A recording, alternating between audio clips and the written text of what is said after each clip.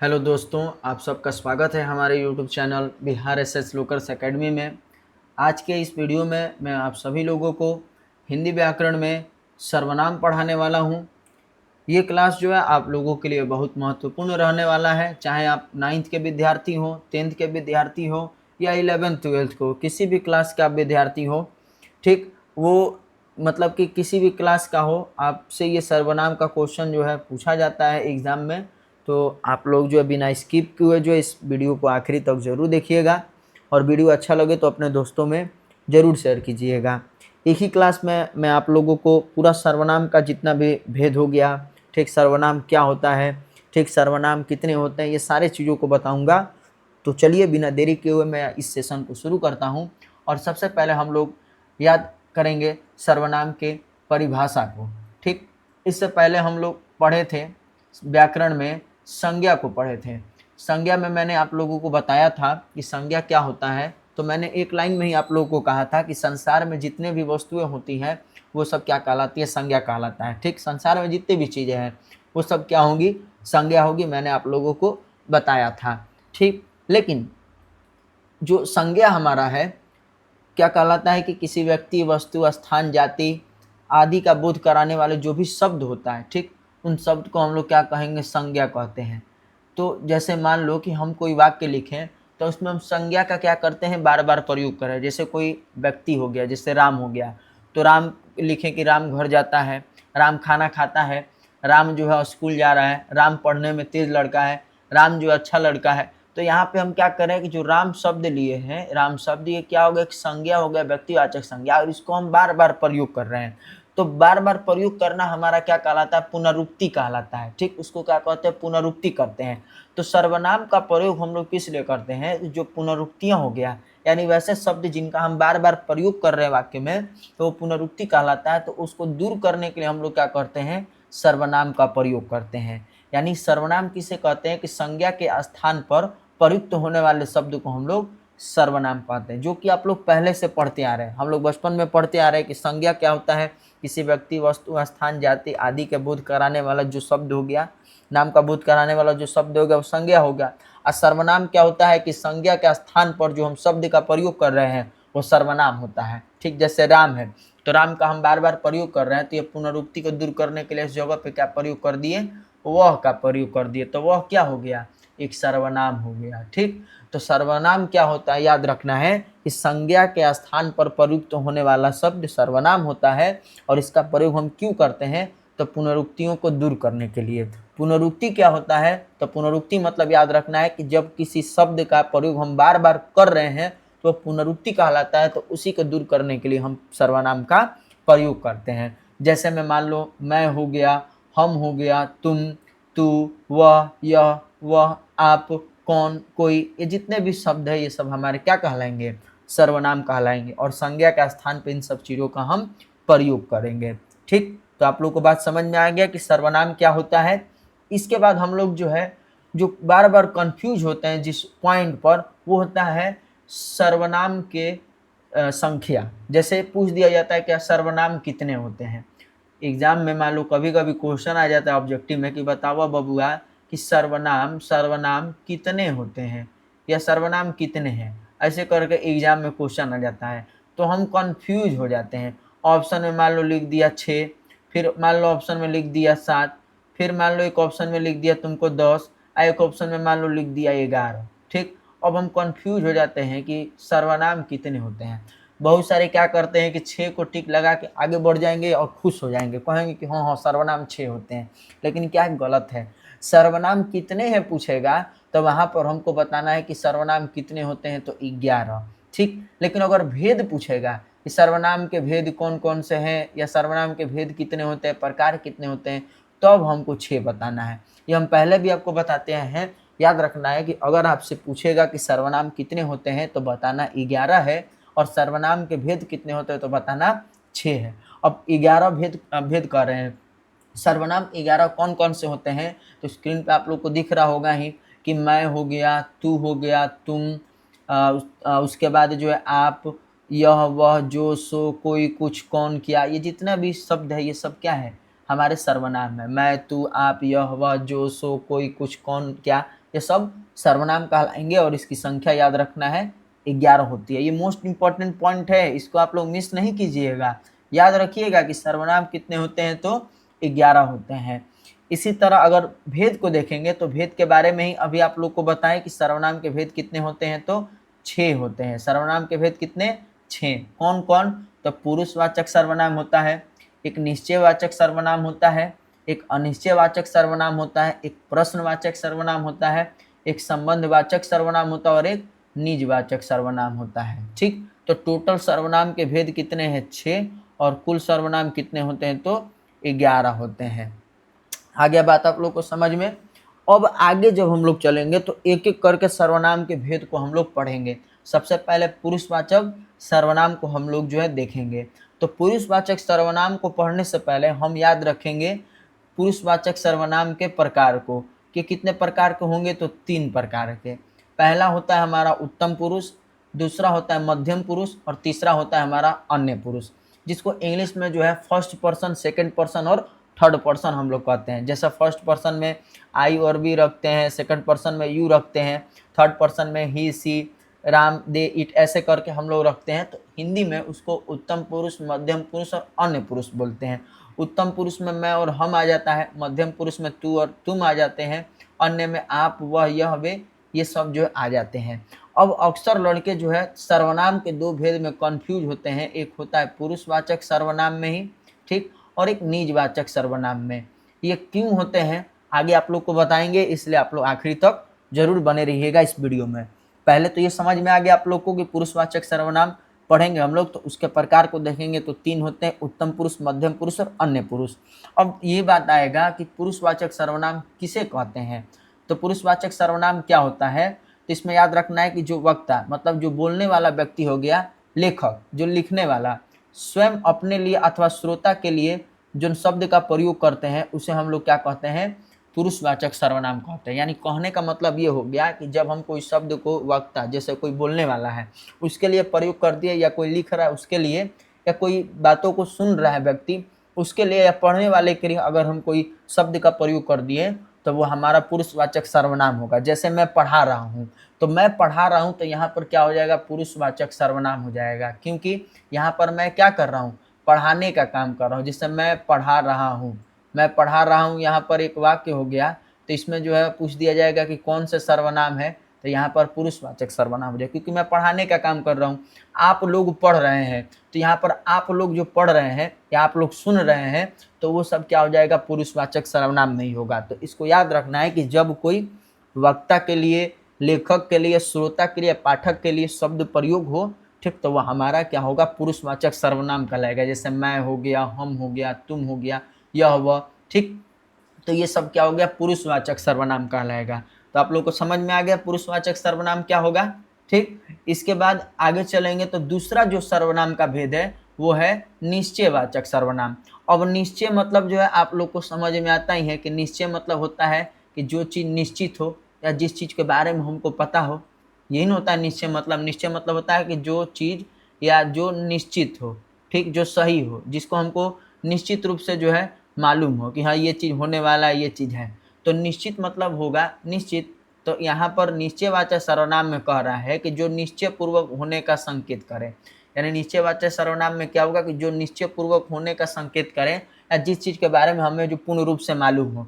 जैसे उदाहरण में लिखा है कि वह जा रहा है, तो कोई वह मतलब कोई व्यक्ति है, जैसे कोई इंसान है, कोई व्यक्ति है जिसको हम जानते हैं और वो कहीं जा रहा है, तो हम बोल दिए कि वह जा रहा है, तो वह जा रहा है हमको मालूम है, तो क्या हो जाएगा, ये निश्चयवाचक सर्वनाम हो जाएगा।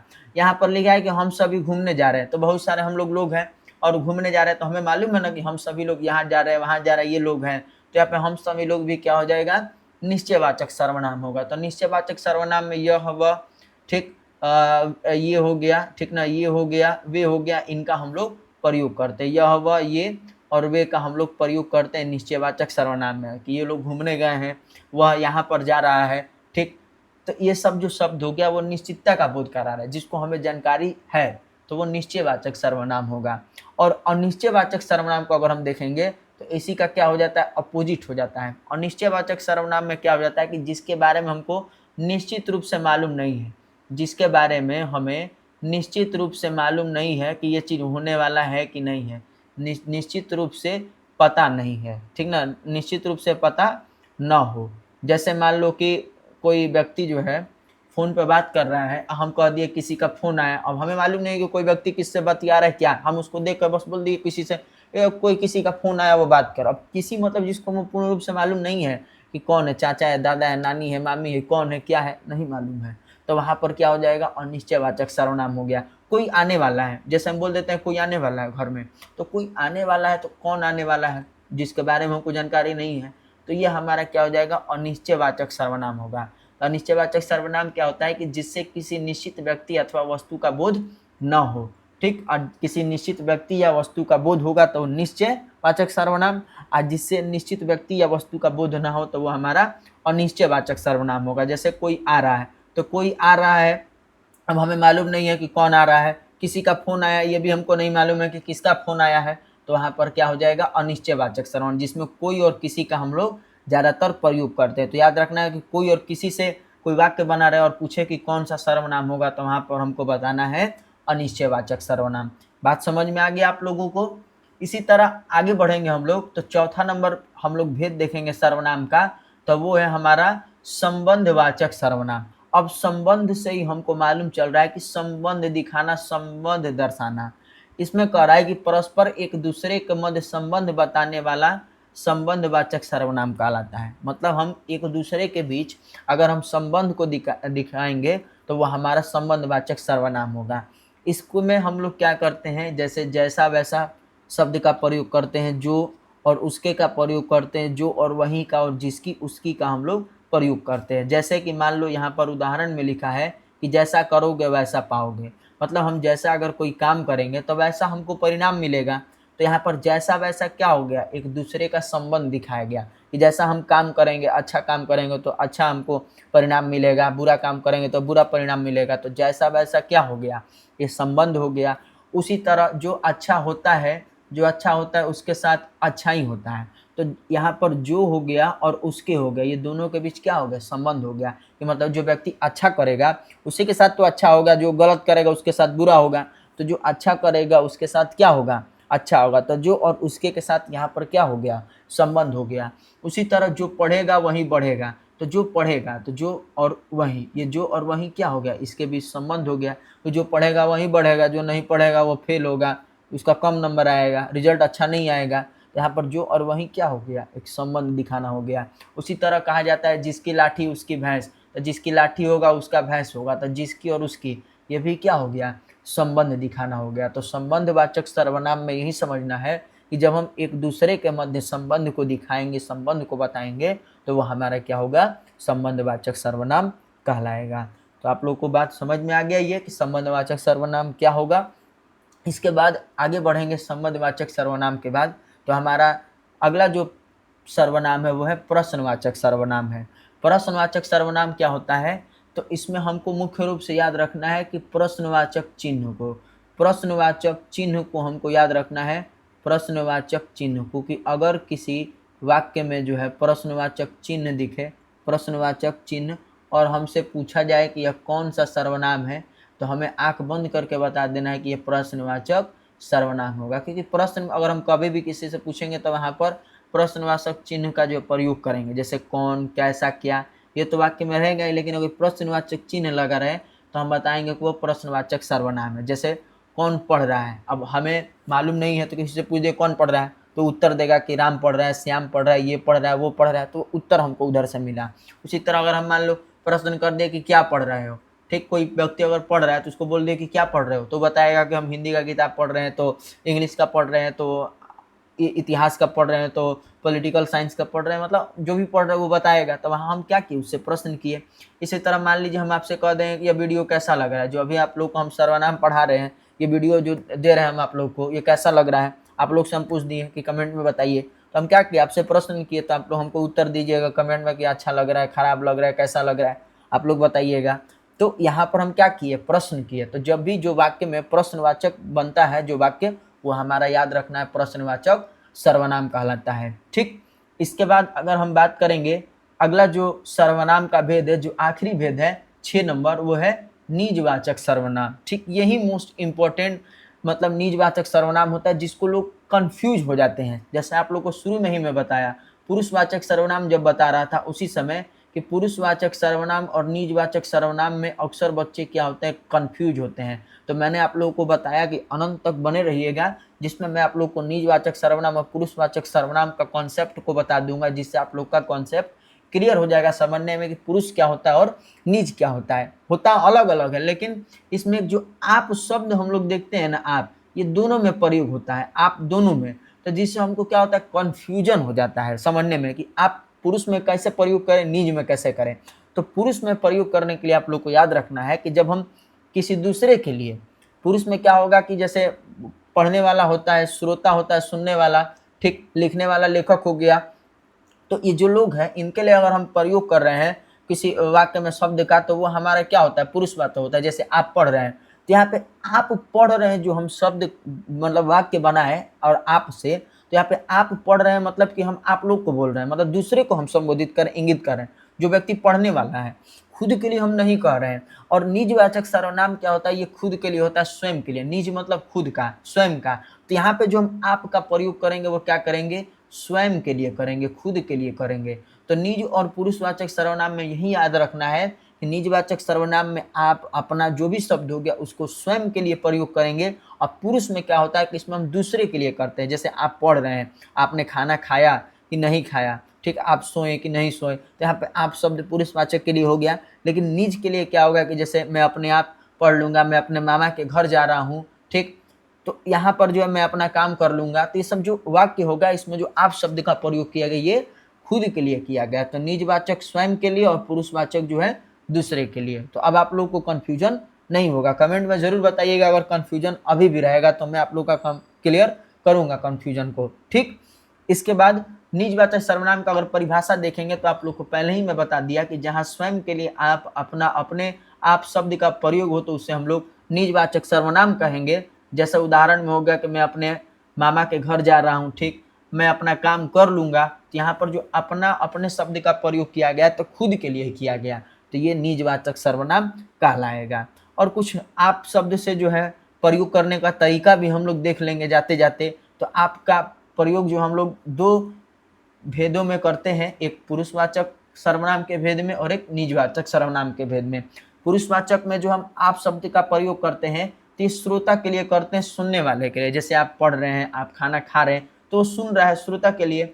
और वहाँ पर हम इसको आदर सूचक मध्यम पुरुष के रूप में इसका प्रयोग हम लोग करते हैं। लेकिन निजवाचक सर्वनाम में क्या करते हैं कि यहाँ आप शब्द का प्रयोग हम लोग अपने लिए करते हैं, स्वयं के लिए करते हैं, यानी अर्थात स्वयं के लिए करते हैं। जैसे मैं यह कार्य अपने आप कर लूँगा, ठीक, मैं अपने मामा के घर जा रहा हूँ, तो यहाँ पर आप जो है खुद के लिए हो जाएगा, और पुरुष में आप जो है श्रोता के लिए, सुनने वाले के लिए और उसको आदर देने के लिए आप शब्द का प्रयोग हो जाएगा।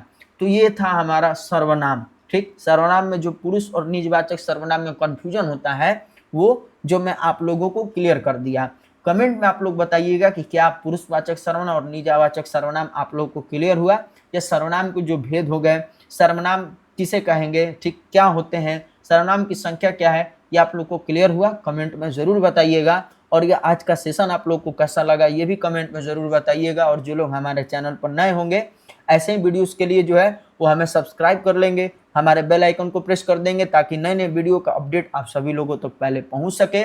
और हिंदी व्याकरण का PDF नोट्स आप लोग को चाहिए या किसी भी क्लास का PDF नोट्स चाहिए तो आप हमारे टेलीग्राम चैनल को ज्वाइन कर लीजिए, ठीक, जहाँ पर आपको किसी भी क्लास के जो PDF नोट्स है वो फ्री में मिल जाएंगे। तो आप लोग जल्द ज्वाइन कीजिए हमारे टेलीग्राम चैनल को और हमारे साथ अनंत तक जुड़े रहिए। धन्यवाद।